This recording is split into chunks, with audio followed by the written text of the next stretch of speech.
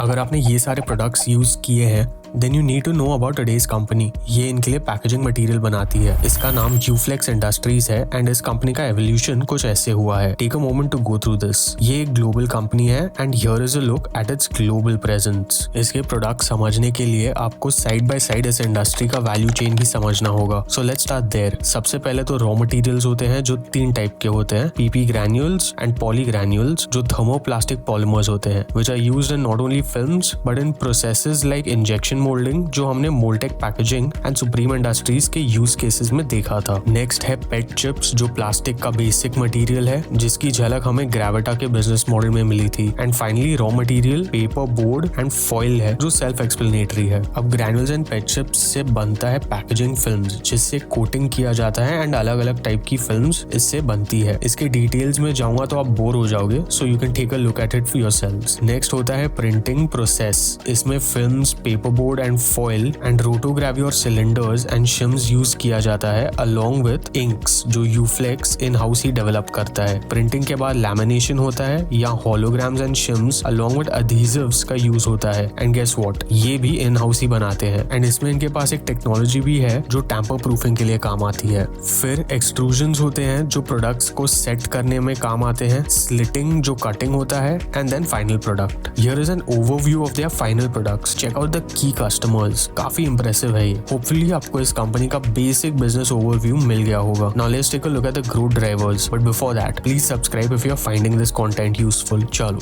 तो जैसे जैसे कंजम्पशन बढ़ेगा वैसे वैसे इसके प्रोडक्ट्स की डिमांड और इंक्रीज होगी। इनका R&D कॉन्स्टेंटली ऑनगोइंग है and product expansion can be a very strong growth driver for the company. Supply chain जैसे ये और ऑप्टिमाइज करेंगे वैसे इनके lead times and cost reduce होंगे which will allow them to reach and deliver more products to more customers. Mergers and acquisitions इनके लिए एक इनऑर्गेनिक ग्रोथ ड्राइवर बन सकता है। If they can undercut their competition in terms of cost then chances are इनके volumes increase होंगे और ये of course supply chain process optimisation से आएगा। चलो अब इनका पॉसिबल फ्यूचर चैलेंजेस पे नजर डाल देते हैं। इनका raw materials and packaging materials में काफी प्लास्टिक इन्वॉल्व्ड है एंड जैसे जैसे क्लाइमेट चेंज रेगुलेशंस और स्ट्रॉन्ग होंगे चांसेस आर इन पे रेगुलेशंस का इम्पैक्ट देखने मिलेगा। But they have done some work in sustainable technology, so let's see how that goes. Foreign currency fluctuations इनके लिए एक चैलेंज हो सकता है बिकॉज ये इतने सारे कंट्रीज में ऑपरेट करते हैं। Supply chain disruptions can be a challenge they might have to overcome. Competitors काफी है इनके पास,